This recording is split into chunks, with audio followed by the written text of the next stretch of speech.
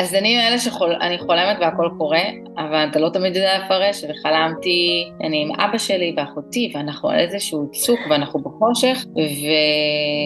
ואחותי כאילו לפנינו, ואני רואה אותה נופלת מהצוק, ואני אומרת לעצמי בחלום, אין מצב שהיא שרדה את זה, זה עמוק, זה הגובה, זה אין מצב, אף אחד לא שורד דבר נפילה מצוק כזה, זה לא הגיוני. ואני הולכת כאילו מהחושך כזה לפינה של הצוק, לראות, ואני רואה את אחותי באיזה פינה למטה, כאילו פינה כזאת מוארת כזאת, כמו איזה חתיכה של איזה מגרש טניס כזה, אני רואה אותה עומדת כאילו עם בריתות ממש קלות כאלה, וכאילו הולכת. וכששומעים את הסיפור והכל, זה נורא נורא מתחבר לאיך מהחושך, מהאסון הזה, שכאילו מטורף לשרוד אותו, היא שרדה כנגד כל הסיכויים. הפודקאסט בחסות דיוויד שילד מבית פספורט קארד, חברת ביטוח בריאות לישראלים ברילוקיישן. דיוויד שילד הופכים את חוויית הרילוקיישן שלכם להרבה יותר חלקה ופשוטה, בזכות פוליסה פשוטה בעברית, שירות לקוחות זמין בעברית ובאנגלית 24/7 וכיסוי נרחב.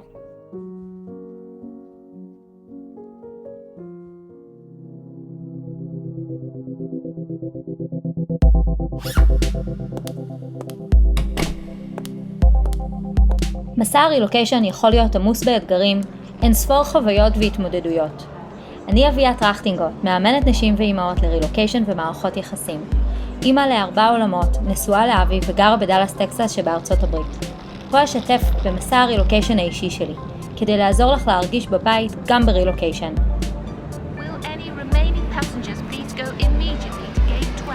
כי רילוקיישן זה בלב. טוב, אז היי דנה, מה שלומך? בסדר גמור, מה שלומך? אני כאילו תוך כדי שאני שאלת אותך מה שלומך, אני אומרת בלב, איזה שאלה מוזרה לשאול בימים האלה, נכון? כאילו, כי מה עונים על דבר כזה? מה שלומנו? את האמת, שבסך הכל בסדר, ביחס לנסיבות, שאת יודעת, לכל אחד להתמודד עם זה בצורה נורא נורא שונה, אבל אני בוחרת להסתכל על זה במקום של הרבה הודיה, על מה שיש, ועל הנס שהיה,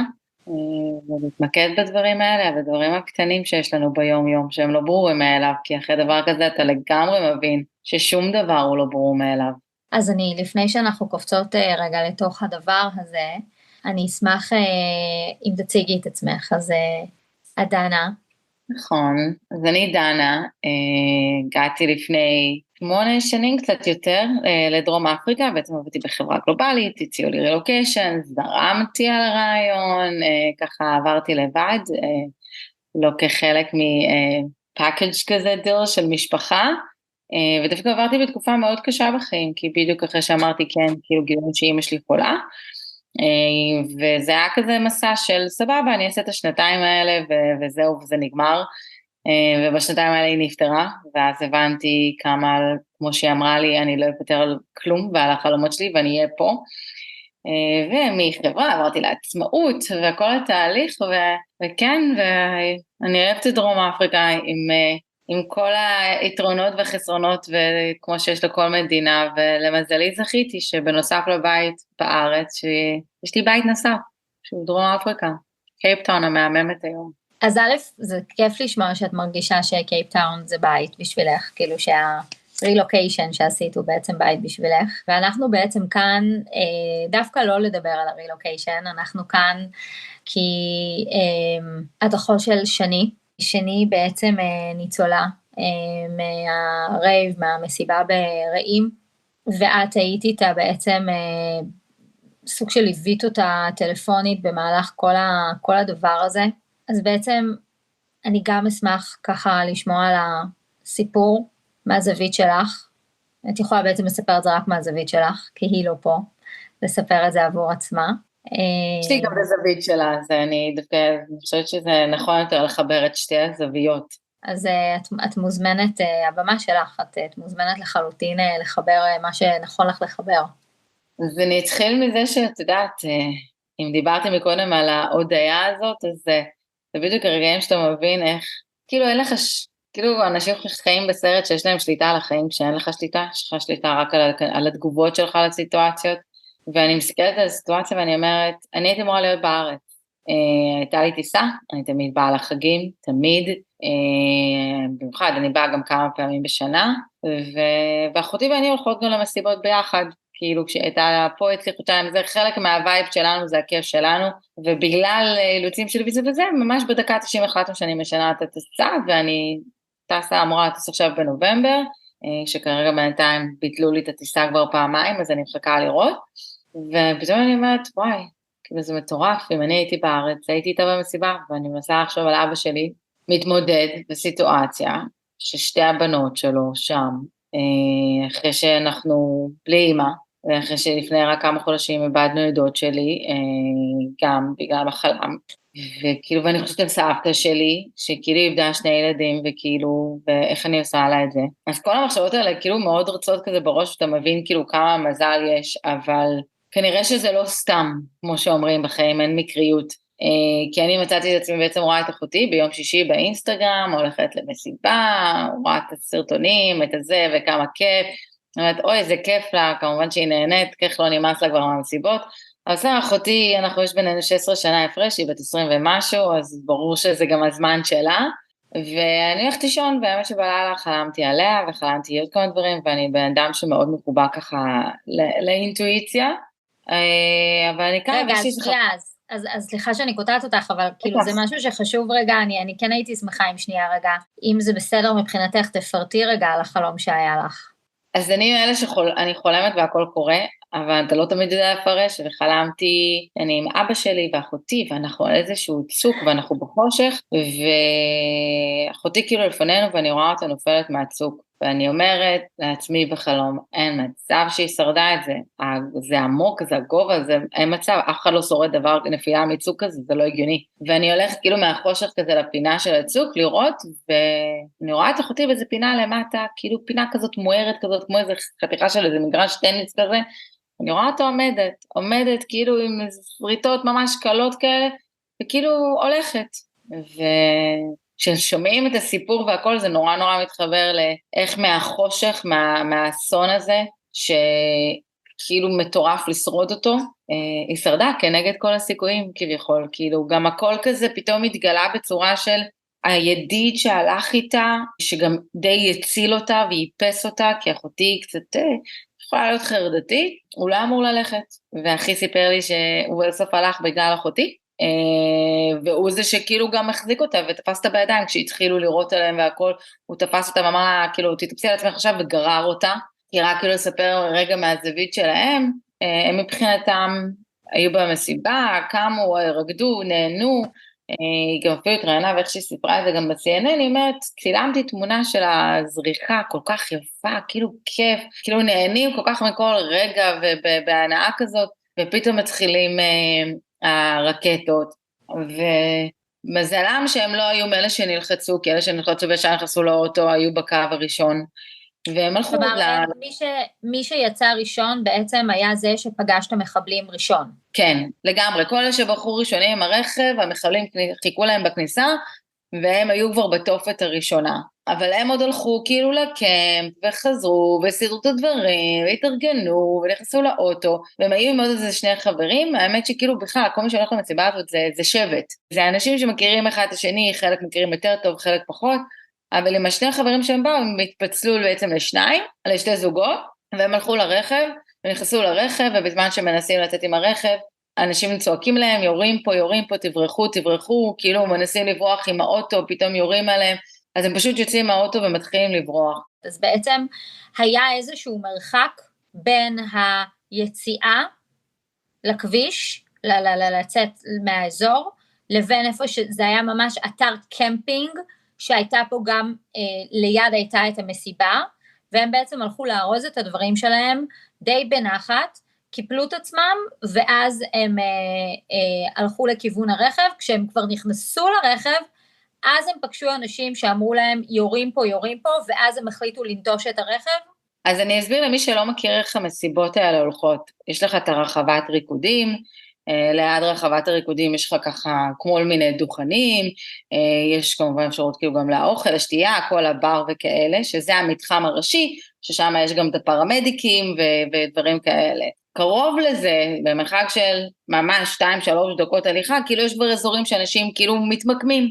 כי זה מסיבות של בדרך כלל של הלילה, אז בארץ, בגלל שזה לא פסטיבל של כמה ימים, מקובל שאנשים קוראים לזה קנטה, הם פותחים כאילו עמדה של אפילו אוהל סמים למי שרוצה לנוח בלילה, כאילו, הרי אנשים גם עושים סמים בדברים האלה, אז כאילו למי שרוצה לנוח, רוצה לישון, עייף, חלק באו, עשו, אז יש להם את הפינה שלהם, אז זה כאילו נורא קרוב, זה ממש מרחק קצר. אז כאילו הם הלכו כאילו למקום הזה של איפה שהם שמו את הדברים, ארזו, נכנסו לאוטו,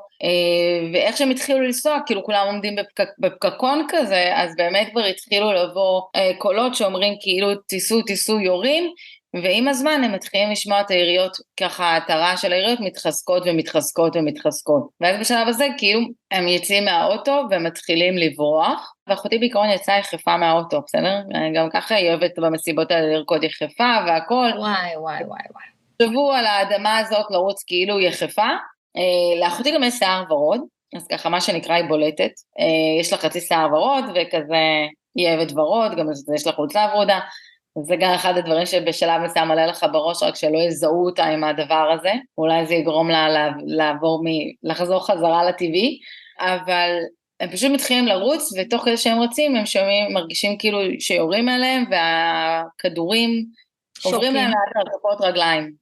זה משהו שהמון תיארו, שבזמן שהם רצו הם הרגישו את הכדורים ככה, עוברים להם ליד הרגליים, והם פשוט רצים ורצים, ואז הם נפגשים, כאילו מחפשים כאילו פינה, ומחליטים עכשיו, אחותי אומרת שכאילו הם רצו לרגע להיכנס למיגוניות, ואז היא אמרה שלא, שעדיף שלא, שזה היה בדיעבד החלטה מדהימה, כי רוב אלה שנכנסו למיגוניות לא שורדו, והם החליטו שכאילו הם רצים לא יחד עם הקהל, אלא כנגד, לא רוצים להיות עם ההמון, כי זה מושך יותר תשומת לב, והם התחילו ככה לברוח, ותוך כדי פתאום הם רואים איזה זוג כזה שעומד בפינה, ומסתכלים, וכאילו רגע אנחנו מכירים, וזה בדיוק הזוג חברים שהם נפרדו מהם בהתחלה, כשכל אחד התפצל לאוטו. שזה בעצמו כאילו גם איזשהו נס השגחה עליונה. יש שם המון אנשים, נכון? הבנתי שהיה שם באזור 3,000 איש במסיבה הזאת. כן. כאילו פתאום הם ראו אחד את השני, הם רצו אחד לקראת השני, והם מצאו איזשהו ככה, כמו כאילו שדה כזה של שיחים סבוכים כאלה, שכאילו הם הסתכלו וככה אמרו, לכאן כאילו קשה להגיע, קשה לזה, אז הם פשוט הזדחלו מתחת על האדמה, ונכנסו עמוק מתחת לשיח, ושם הם בעצם היו את כל השעות. אז כאילו אני רגע אעצור, אז 9 שעות. 9 שעות. 9 שעות הם שכבו בעצם מתחת לשיח. כן. עכשיו שנייה, והסיבה שהם בשום שלב לא יצאו, זה כי הם כל הזמן הרגישו בעצם, הם שמעו יריות? כל הזמן יריות, שומעים את המחבלים לאדם, הולכים, צוחקים, מדברים, אז הם היו צריכים להיות בשקט מופתי, כאילו בקושי לדבר אחד עם השני, הידיד של אחותי שהם פגשו כאילו ליד אותו שיח שם באזור, היה לו במקרה גם בקבוק מים, כי הוא רץ עם בקבוק מים, אבל במשך 9 שעות הם מתחת לשיח, מנסים לראות איך הם יכולים לחלץ את עצמם, והחוויה שלהם היא פשוט מתחת של כאילו מילה אחת לא נכונה, אפצ'י או לא יודעת מה, כאילו תזוזה, ויכולים לתפוס אותם. אז הם היו בעצם 4 כל הזמן הזה מתחת לשיח. כן, מתחת לשיח מלא בקוצים. והמצב של אחותך מבחינת כפות רגליים בשלב הזה, וכאילו אני לא מצליחה אפילו לדמיין את זה. אני לא יודעת כמה, באיזה מודעות היא הייתה לחלק מהדברים ובאיזה חלק לא, אבל אני חושבת שגם באותו רגע אתה לא חושב, כי אתה כאילו יש רגעים שאתה אומר, השאלה אם אני בכלל שורד את זה. כן. שזה חלק מהשאלות שכאילו אתה לא חושב על הדברים הקטנים והכל אתה רק חושב, ואני רוצה בכוונה שנייה לקחת את הסיפור רגע מהנקודת מבט שלי, שכאילו גם לחבר את זה לצד, זה שאני כאילו לא גרה בארץ, ואני קמה בבוקר ואיזו חברה מהארץ מתקשרת אליי ועוד שיחה, ואני כזה תשחררי אותי, אני רוצה לישון. זה היה כאילו 8 ומשהו שלי, שזה 9 בבוקר, 9 ומשהו בבוקר בארץ, והיא שואלת אותי, אחותך בסדר? ואני כזה, למה שאחותי לא תהיה בסדר? גם חלמתי עליה, אז ברור שאחותי בסדר. ואני שלחת לאחותי הודעה אם הכל בסדר, סתם זה, והיא לא מקבלת את ההודעה, אבל אני לא מתרגשת אחותי במסיבה, היא לרוב לא זמינה, כאילו, גם היה שכאילו נגנב לה האייפון, אז היא בכלל לא תמיד זמינה, כאילו, אז אני לא מתרגשת. אז אני עוד כמה לוקחת את הכלב להליכה, בים, חוזרת, ואז חברה שלי עוד מתקשרת ואני אומרת לה, ואז היא מתחילה לספר לי מה קרה, ואני פותחת את הטלוויזיה, ושוב פעם כנראה נס, השגחה, אני בכלל אפילו לא מקשיבה, לא פותחת כאילו לא פייסבוק, לא כאלה, והטלוויזיה היא די על מיוט, ואני לא מבינה כאילו לגמרי מה קורה, אני רק יודעת שאני צריכה לבדוק קודם כל באיפה אחותי, ואז אני מבינה שאחותי במסיבה הזאת. עכשיו שתבינו שבמקביל אני שולחת הודעות לאנשים מהאינסטגרם שהצטלמו איתה בתמונות, שאותם אנשים ניצלו גם, והם שלחו לי הודעות בשעות מאוחרות יותר, כשעוד אנחנו ניסינו לחלץ את אחותי. שלחתי לידיד שלה, של הודעה של מזל טוב, כאילו, סור שפספסת יום הולדת, כאילו זה היה אתמול, אבל תגיד, אתה יודע לאיזה מסיבה שאני אלך? כמה שעות אחר כך אני מגלה שהוא זה הידיד שנמצא עם אחותי מתחת לשיח, שזה הידיד שהם נפגשו פתאום כשהם רצו למצוא מחסה, ואז אני מבינה גם מאחי שהיא במסיבה הזאת, וטוב, אני מתקשרת לאבא שלי, ואבא שלי אפילו לא ידע שהיא במסיבה, כי מה היא תגיד לו, היא הולכת למסיבה, היא אמרה לו שהיא הולכת לישון אצל חברה, אז אבא שלי ככה מגלה במקרה כאילו שאחותי במסיבה ומשם, ואני חושבת שכאילו אני אסתכל על כל הסיטואציה, אם אני אלך למה שאמרתי בהתחלה שמזל שגם אני לא הייתי איתה שם, ראיתי את אבא שלי כאילו כמו הרבה אחרים ששמעתי אחר כך שיצא לי בלדבר, חשבו שהצבא יגיע לשם ושם הכל יהיה בסדר והמשטרה והכל וכאילו וישבו וחיכו, כי אבא שלי אמר, התקשרתי כבר לבית חולים, לא היה, לא זה, כאילו לא יודע, אמרתי לו, בסדר אבא, אני מחזירה אותה, לא יודעת איך, ומתי את עצמי שולחת הודעה לחבר של אחי ואומרת לו, אם בא לו ללכת לשם, שידעתי גם למי אני פונה, גם צנחן, גם מציל כלבים מהפזורה, יש לו נשק, הוא מכיר, הוא יודע, אמרתי אם הוא מסכים אז אני אגיד לאחי, כי אחי גולנצ'יק, מעופף, אסטרונאוט, באמת אלוהים יודע איך, לא יודעת איך הוא שרד את מלחמת לבנון וכל הדברים האלה, באמת כאילו צריך לראות פה כדי להבין את הדבר הזה, כאילו, אפילו אחותו של ידיד של אחותי, שהיה איתה, אומרת לי, אני לא מאמינה שאחי חלך, כי כאילו הוא נראה כזה, כאילו הוא עדין, ושהוא לא יכול לפגוע, אמרתי לה, את רואה? אבל באמת ידיד של אחי אמר לי, גולנצ'יקים לא רואים בעיניים. לא, ממש לא, אבל הם חיבורים מצחיקים, צריך לראות אותם כדי להבין את החיבורים האלה. וידיד של אחי אמר לי, כן, אמרתי לאחי, חבר של אחי עוד אחד הצטרף, הם היו שותפים כאילו גם וזה, ושניהם גולנצ'יקים, אמרתי, טוב, יאללה, לפחות יש אחד שחושב, אז הייתי רגועה, נסו עם נשק, התחילו לאסוף אחד את השני, ופשוט יצאו לשם. ופתאום אני מוצאת את עצמי, בזמן שאחותי עוברת וכל מה שהיא עוברת והיא מתחבאת, אנחנו מתחילים את ההתכתבויות, עכשיו ידיד של אחותי, זה שכאילו היא נסעה איתו, הוא בן משפחה, הוא חבר מאוד טוב של בן דוד שלי, ככה גם אנחנו הכרנו אותו, וככה הוא ואחותי נהיו חברים מאוד מאוד טובים, אז בן דוד שלי כל הזמן מתכתב איתו, כי הוא זה שבעיקר עונה לנו להודעות. בעצם הטלפון שלה, את הזכרת קודם, עבד, והיא הייתה עם טלפון חלופי, אז בעצם הטלפון הזה כמעט ולא היה שמיש, נכון? אז היא כאילו כמעט ולא היה לה קליטה, היא הייתה יכולה לקבל הודעות ולא לשלוח, כאילו הטלפון שלה לא ממש תפקד שם באזור, שזה גם בסוף זה יצא לטובה, כי כאילו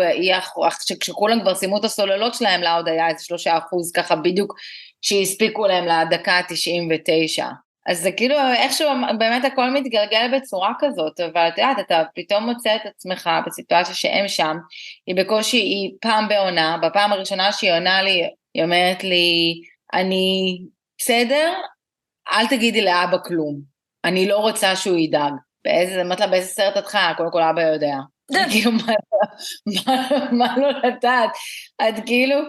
זו סיטואציה הזויה. אבל זה מה שהיה לה מאוד חשוב, והיא התכתבה בעיקר איתי, היא גם מאוד רגישה לאבא שלי, מאוד, הם, כאילו יש להם חיבור באמת אחר, ופתאום את יודעת, סיטואציה הזויה, כי הם מתמודדים בדבר הזה שאני אפילו אין לי מושג, ואני פותחת מפה חמ"ל, שולחת את אחי וחברים שלו עם נשק, מתחילה לפנות לכל עיתונאי אפשרי וכל מיני אנשים, אני מנצלת את זה שא' גם ניהלתי חמ"ל בצבא, בסוף השירות שלי, ושירתי עם קרביים, אז אני יודעת איך ההתנהלות, גם עבדתי בתחום היח"צ, אז אני מכירה מעיתונאים ויחצנים והכל, ופשוט מצאתי את עצמי יורה לכל הכיוונים, עכשיו אני גם הולכת למסיבות האלה, אז אחד הידידים שלי, כאילו שהוא באמת חבר קרוב של המשפחה, זה כאילו משפחה, הוא ואחותו היא חברה טובה, הוא מאלה שגם מפיקים את חלק מהמסיבות האלה, אז גם דרכו פניתי לאיכשהו של כוחות, והוא חיבר כבר לקצין הצבאי, שכאילו הוא טיפל שם בכל הדברים,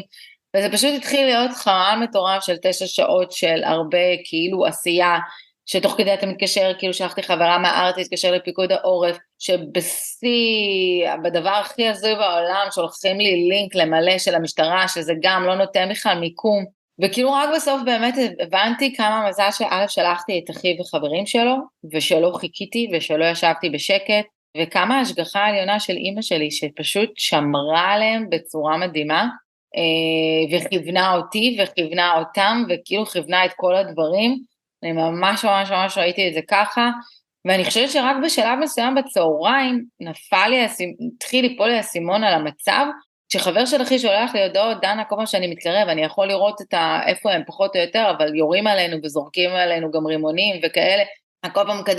קדימה אחורה, אז הוא אומר לי, גם הם שומעים, ואני כזה, רגע, זה כבר לא כאילו הם מתחבאים בפינה ואין לאדם כלום ורק צריך להגיע אליהם, זה כאילו עדיין יש ירי חי, ואז אני אומרת לי, רגע, אני גם סיכנתי עכשיו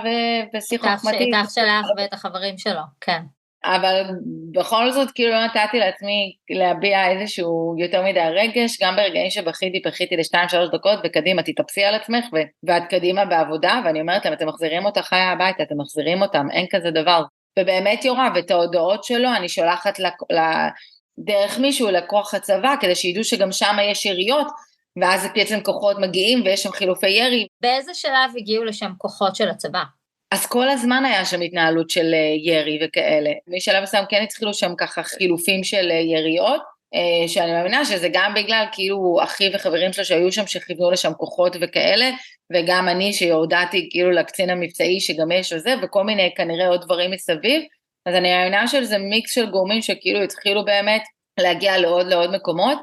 כי הם היו קרובים כאילו, התחבאו ליד איזשהו נחל, שאני יודעת שהיו גם כמה שהתחבאו ככה באזור של הנחל,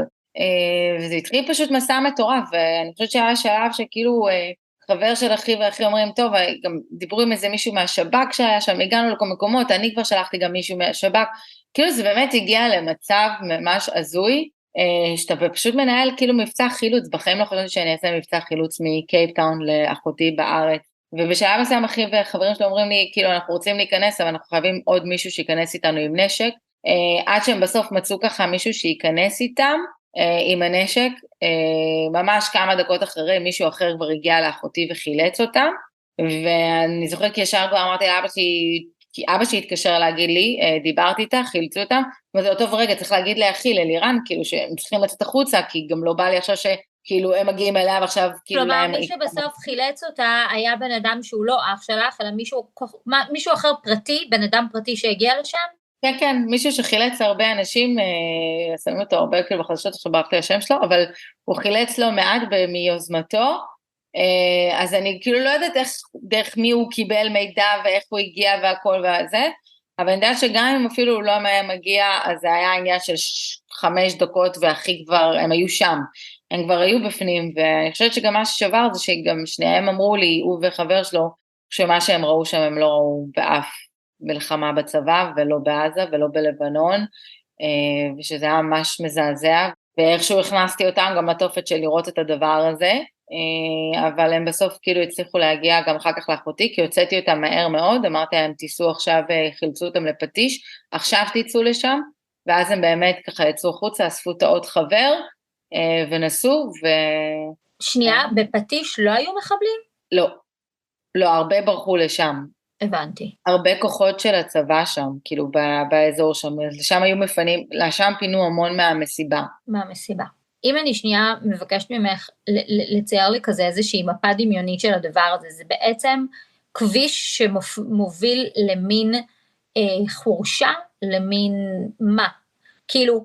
איך, זאת אומרת שאת אומרת, הם רצו להיכנס, הם לא הצליחו להיכנס לאן? למתחם של המסיבה, לאזור כולו? המתחם של המסיבה. המתחם של המסיבה הוא לא על כביש, יש את הכביש 232 שזה הכביש הראשי שמשם כולם נכנסים לתוך המתחם, אבל כל המסיבות האלה הם בדרך כלל שטח כורכר,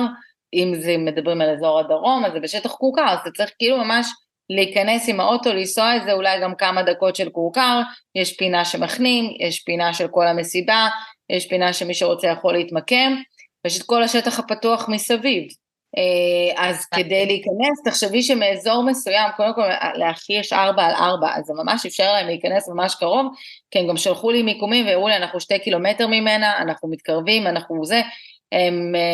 גם יש איזה קטע שרק עכשיו גיליתי, שאחי אומר, הם נסו, וכל מה שהיה מחסום משטרתי, הם חיפשו דרך אחרת להגיע, זה רק להסביר, אחי נוהג, לידו יושב חבר עם נשק באיקון,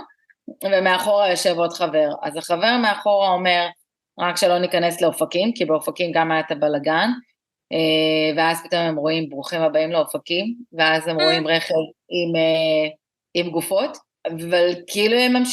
ממשיכים בנסיעה, ועד שבאמת יצליחו להגיע קרוב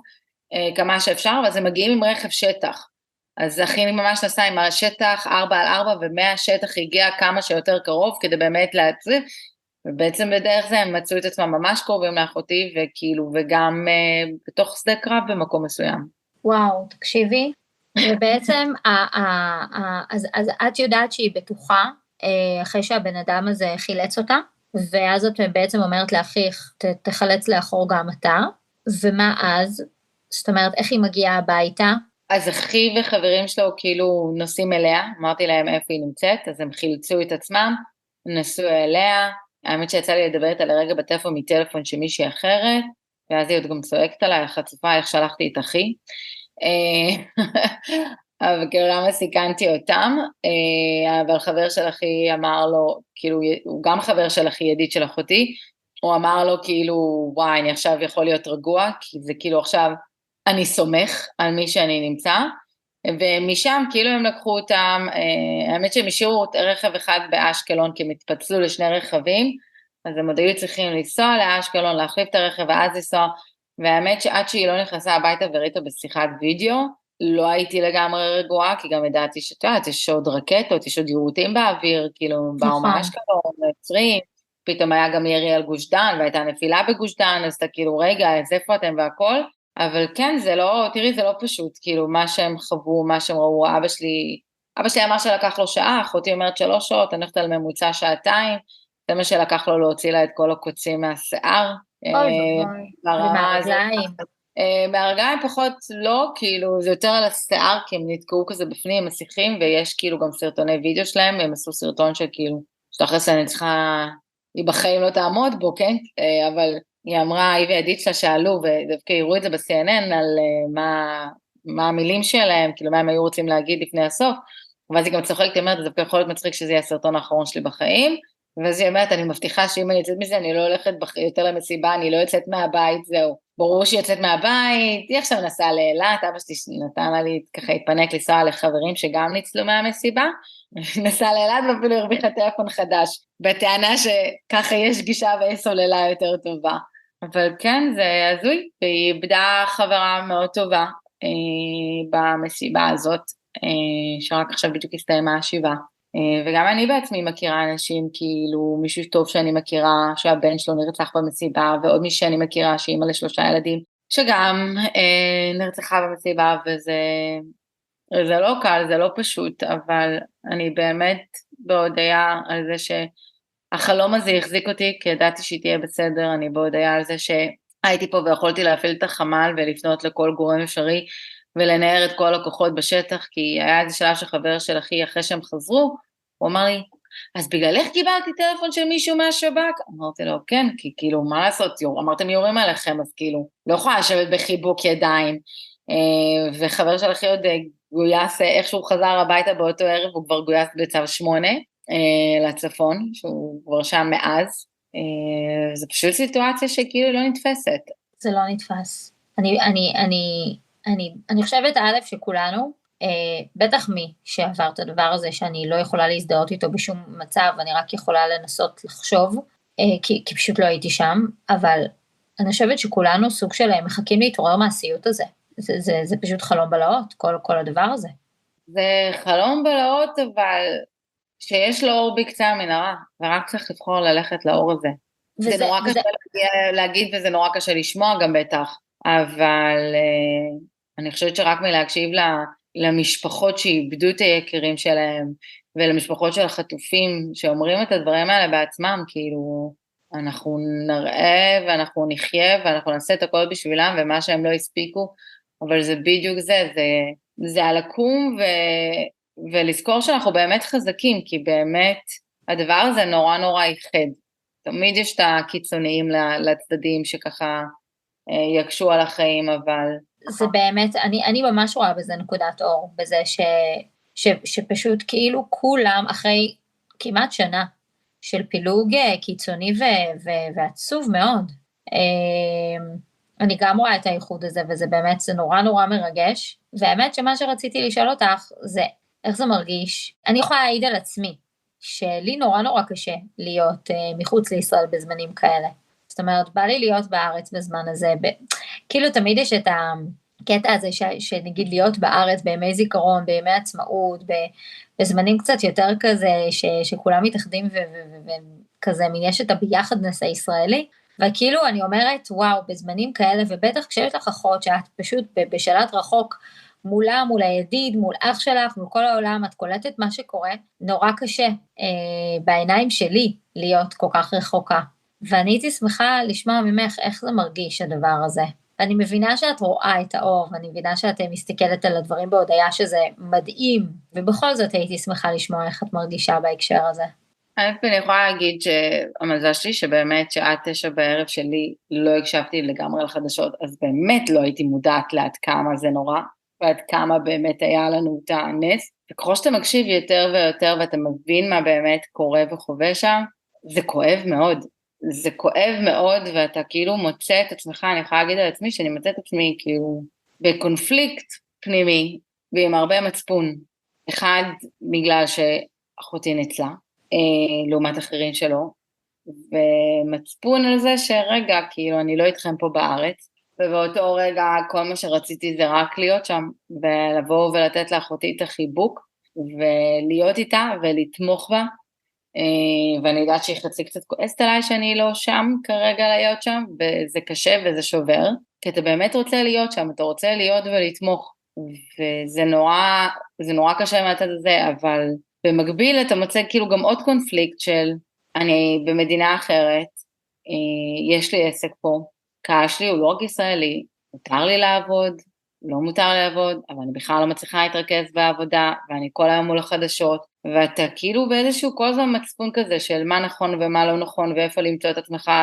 ואני חייבת להגיד שאחד הדברים שנורא חיממו לי את הלב, זה שקיבלתי ים הודעות וטלפונים, כמה אנשים שכאילו עובדו איתי בחברה הקודמת, ולא דיברתי איתם כבר 5 שנים וכאלה, מהרבה מקומיים שרשמו לי על כמה הם חושבים וכמה הכל, ובאמת לקחתי את זה למקום של מאוד התמקדתי בהסברה בהתחלה, ואני עדיין עושה הסברה, והבנתי שבגלל שאני לא יכולה להיות בארץ ולתמוך פה פיזית, אני יכולה לתמוך במה שאני טובה בו, אני באה משיווק, אז אני יכולה לתמוך בחלק של השיווק, של לעזור, ובין אם זה כמו שעכשיו שלקחת את הקהילה שאני מנהלת, שהיא לעצמאים, ולעזור להם ללמוד לשווק את עצמם בזמן מלחמה, ובאמת להתמקד בדברים האלה. ואני עושה המון הסברה, ואני גם פה הלכתי וסיפרתי סיפור לכמה מאות נשים בקהילה, ואתה הולך במה שאתה יכול, כאילו אני גם יש לי כוחה בארץ שאמרתי לה, כאילו, את מטפלת, זה הכוח שלך, זה החוזק שלך, אז בזה תתני, בזה תתרמי, זה ההתנדבות. כל אחד אני חושבת שצריך לעשות כאילו ממה שנכון לו, וגם אמרתי לחלק מהלקוחות יש לי כזה קבוצת וואטסאפ כזאת, אז רשמתי להם שאני מצטערת שבאותו שבוע, בשבוע הראשון, אני לא אעלה פה הרבה, כאילו בגלל כל מה שקורה ומה שעובר, וקיבלתי המון הבנה ותמיכה, ואני חושבת שזה גם מה שעזר לי, ואתה כאילו לאט לאט עכשיו לומד כאילו גם להתגבר על המצפון הזה, שזה בסדר רגע לחזור קצת לעבוד, שזה בסדר לא רק להעלות פוסטים של הסברה ולנסות כל הזמן לעשות, כי יש הבנה... בסופו של דבר את צריכה גם להתפרנס. גם להתפרנס וגם יש הבנה, ואני באמת, אני כל הזמן מול החדשות, יש לי את ישראל TV, אז באמת ברוך השם הטלוויזיה שלי כל הזמן כמעט פתוחה, אבל אתה מבין שזה משהו הולך לקחת עוד זמן, ואתה חייב לדאוג לאיזושהי שפיות מסוימת, לאיזושהי עשייה מסוימת, ואני יודע שבהתחלה הייתי עושה יוגה עם המורה שלי בזום, והטלוויזיה הייתה פתוחה ברקע, שאני אראה איפה יש צבע אדום, ושאם קרה משהו וזה, ושיהיה לי את העדכון, וגם עכשיו לאורך רוב ההקלטה, כאילו הטלוויזיה שלי הייתה כאילו גם דלוקה על מיוט, אז זה כאילו, אתה אתה מרגיש צורך כזה, כאילו, א' לדעת להבין, ולא כולם. אני יודעת שיש כאלה שאולי מרגישים יותר מנותקים, יש כאלה שמרגישים יותר מחוברים, וכל אחד יש לו מנעד רגשות שלו, אבל כמו שאמרתי, אני הבנתי שהכוח שלי זה לנצל את היכולת שלי להסביר ולשווק את זה, ולעבוד בזה, ולעבוד בין אם לדבר עם חברים ולהסביר להם ולספר להם, שיבינו את המצב, ושזה לא כמו מה שהם חושבים, זה לא כמו מה שהציגו להם כל הזמן, במיוחד במדינה כמו דרום אפריקה, שהממשלה פה תומכת בחמאס, והיא גם אומרת, והיא גם הזמינה את הפלסטינאים לכאן, מקסים מאוד, אבל האמת שגם אין לי בעיה שהביאו אותם בכיף. זה כאילו מדינה שכן, כאילו הלכו לי, בחרו לי, שתו לי בכל ההקשר של האפרטייד, ובגלל זה החיבור שלהם לחמאס, אז זה גם כאילו לפעמים לא כזה עושה את זה קל, אבל אני באמת מוקפת בסביבה וחברים מדהימים שגם מאוד מקלים עליי את הדבר הזה,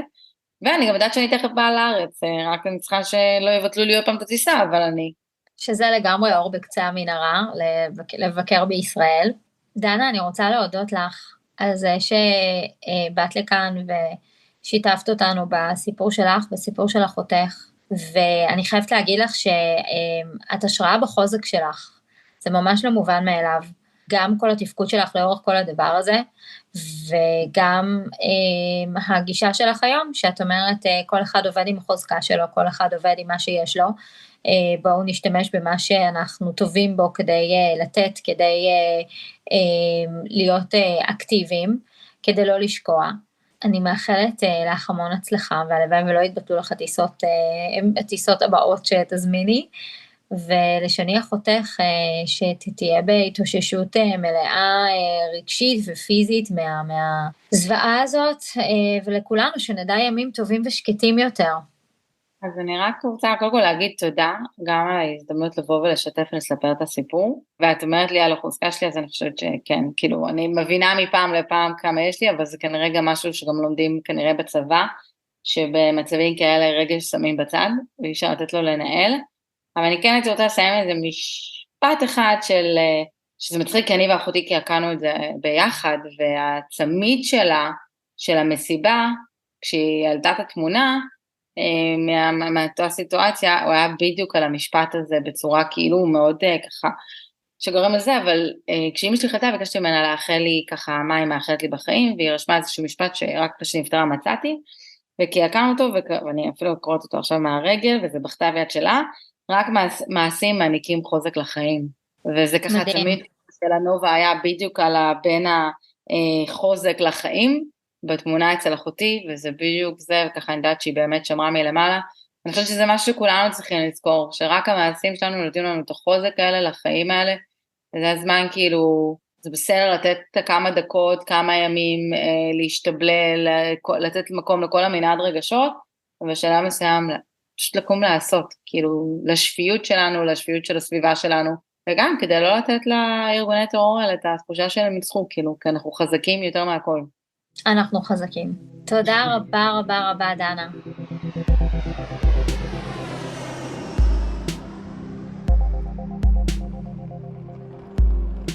אני אבקש שתקחי לך רגע ותחשבי, מה את לוקחת מהפרק? תרגישי חופשי לשתף אותי בתובנות ובמחשבות, כמו גם לשתף חברות שיכולות להתערם מהפודקאסט. תודה רבה, וניפגש בפרק הבא של רילוקיישן זה בלב. Will any remaining passengers please go immediately to gate 12, where the flight is now closing?